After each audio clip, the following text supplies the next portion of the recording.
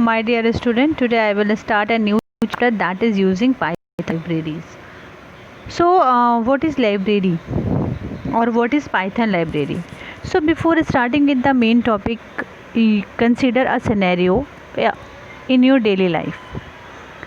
You will have a regular book or a textbook in every classes, but when you need something extra to learn or to complete your assignment or to complete your homework, what you will do, you will just go to the library and ask a book, and from that particular book that is not is your regular textbook, you will get the extra material that what you want to learn or what you want to study. So with this example, it is easy to understand that all the regular material that we need to study in a particular class is there in the textbook, and if someone wants to learn anything extra or any other type of questions or any extra knowledge wants to gain from the library, a particular person get that book or that study material. Similarly, when a Python or when any program is designed, each and every regular component is there in the programming ideally or programming interface. But if someone wants to do something extra, like in the field of maths, he want to develop a project. In the field of string, some student wants to develop the project. Some student wants to develop a project in which some graphs are used. And similarly, when someone wants to connect the Python interface with the MySQL interface, so these are the extra work which someone wants to do. This is a part different from the regular Python work that what we are learning in simple Python work.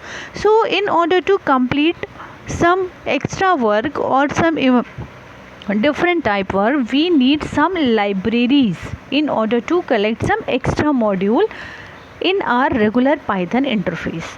So here we are talking about the Python libraries which contain some extra module which you can use when you are developing a project in a wide manner regarding any particular subject or regarding any particular topic. So hope now you will understand that what is library used for, especially in Python or in any other programming language. So now starting with the topic library, what is library? As our simple library, our school library, our college library contains a collection of books of having some different knowledge. Now try to understand. In a similar manner, a Python library is a collection of modules. Now you are all aware about the module or the function. So a library is a collection of the module. Now coming to the second point, there are variety of books available in the library. For example, if you want to take a book of the chemistry, then you will have variety of chemistry books are there, physics books are there, accountancy books are there. So similarly, there are many types of modules are also available in the Python library. For example, you are using any math work, especially you are using any string related work, especially you are using any random number related work. So there are variety of modules are available in the library. So if you want to do something extra, what you have to do, you have to do just include that library in your program, and then you will able to understand or to use the every module from that particular module. So a library is a collection of module, and a particular library can have a single module or there may be a multiple modules in it. Hope it is clear to all that why we are using libraries in Python or any programming language. Now moving forward, the next topic we have that importing module in a Python program. So what is the meaning of import? So you can simply understand import means include. There are variety of modules are created in all the library, and you want to use a library in your program. So for using the library, you need to include that library in your program, and in order to include or to attach our program with that library, you need a keyword, that is import keyword. So with the help of import command or import keyword, you can import a library in your program that what you are working for.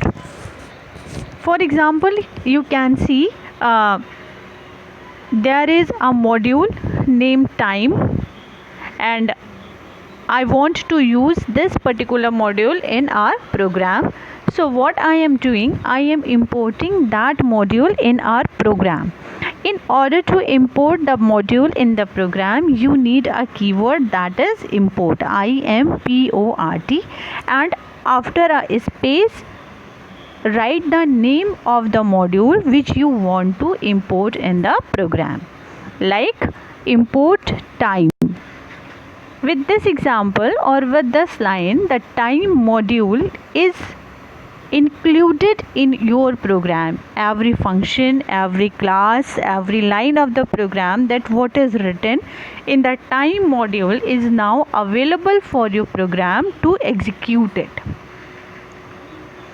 So you can import a module in a program with two ways. You can import the entire module, means every function, every class, every line of the program is available for your function.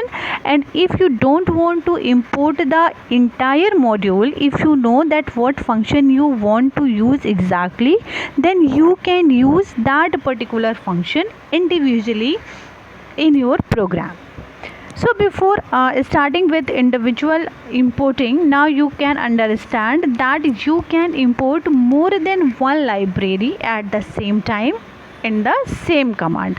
Like I want to use math also, so I can write here import time and then comma and then simply math.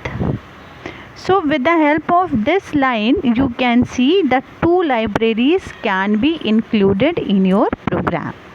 So this is the way through which you can import or use a library that is created by the name time and by the time math.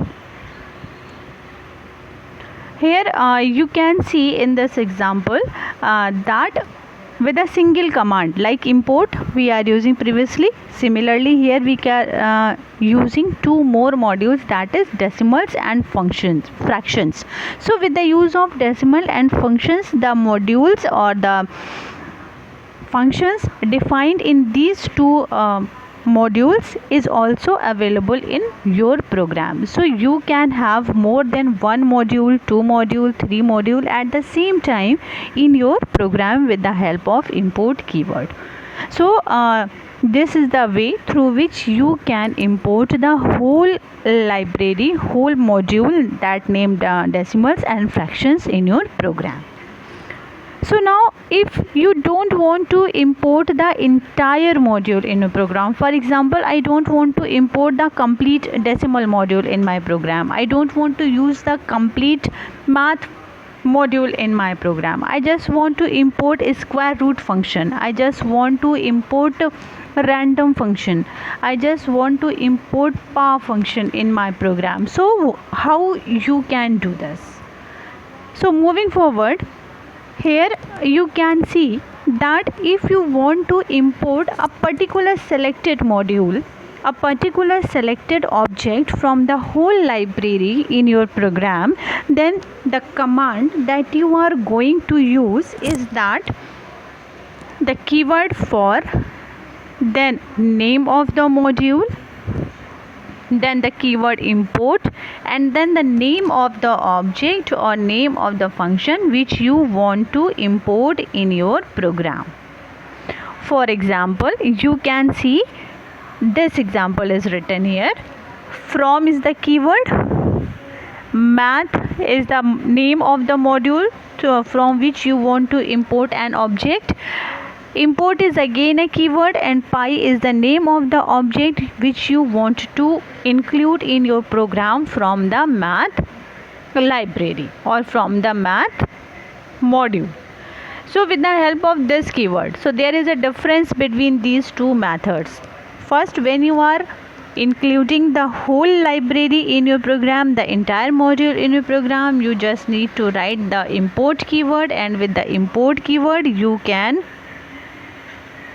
like this import and then math. So this line will include the whole math library in your program, and from the above line that this is from math import py, you can import only the py function from the math library in your program. By writing this line, you will not be able to use any other function in your program. You can use only the py function in your program. So when your objective is very clear, you are very confident about that which function is required by you, so you can do it. Now similarly, as you can import more than one module in your program, so you can do it also with a selected module. So if you want to include more than one function from the module, you can separate it with the help of the comma. As you can see here I had written from module, name of the module. As previously you can see, import is the keyword, object name, comma object name, and so on. 1 2 3 4 5, how many modules, how many functions you want to enter. In this example, you can see here it is written from math import square root and par.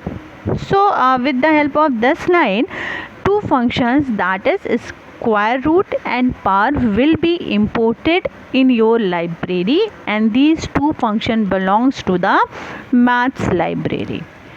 And if you want to include pi also, as in the previous example, with the help of the comma you can attach one more function, that is pi. So these are the two methods through which you can import a library in your program.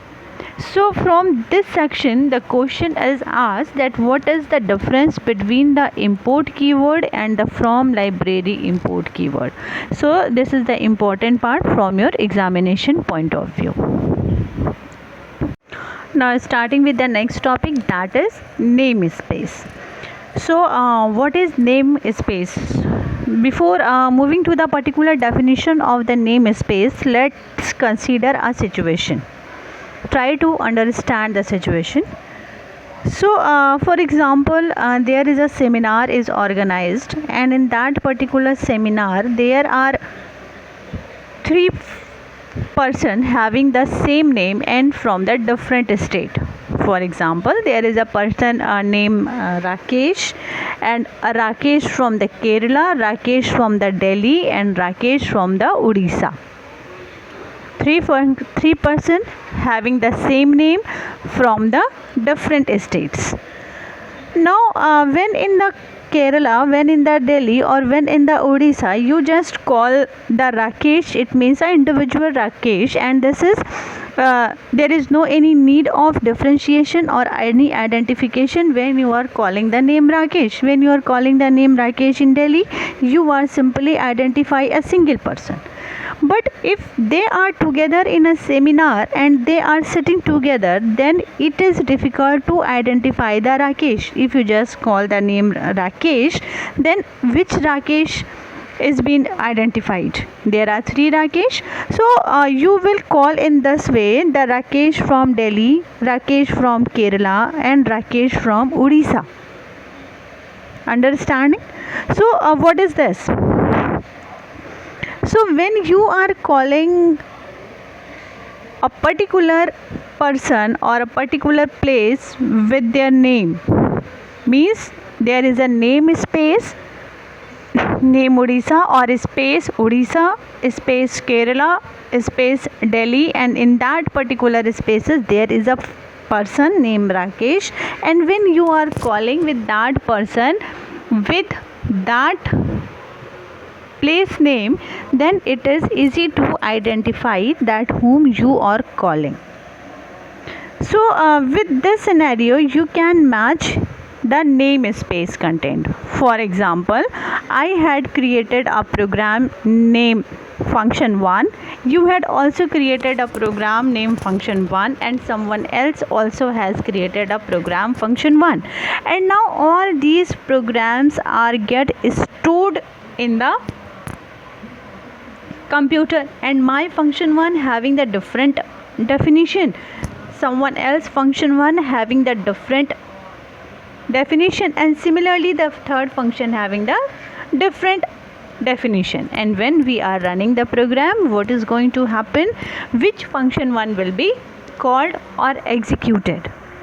So when they are saving in the main program or in the logical memory, they will create a space of its own program, and in that particular space every object, every variable, every method is stored and having a same name as the name of the module.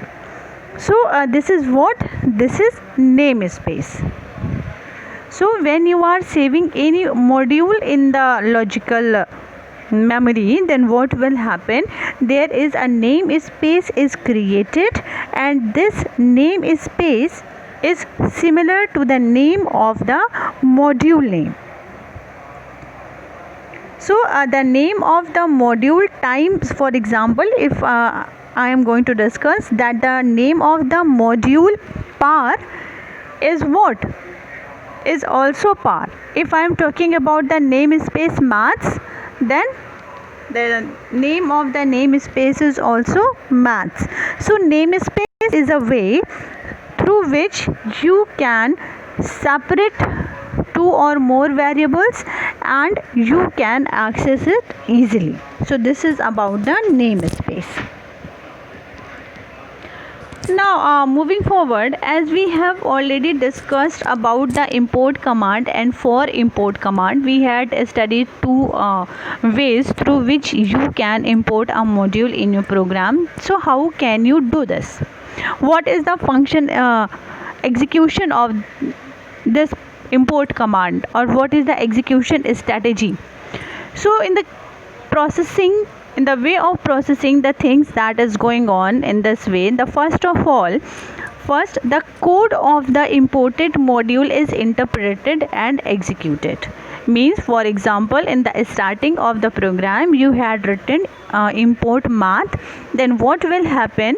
The code of the math module, that what is written somewhere else, is interpreted and executed. Means it is interpreted and executed, and when once it is interpreted, all the functions and the variables that are defined in that module is available to your program. Now you can use every function of that module in the program, and it is simply declared by you. Now you can use the functions. Now when you are importing the whole module, then what will happen? A new namespace is created with the same name that of the module. Means one namespace is already created, and when you had imported a module in your program, then what will happen? A same namespace is created again in the module.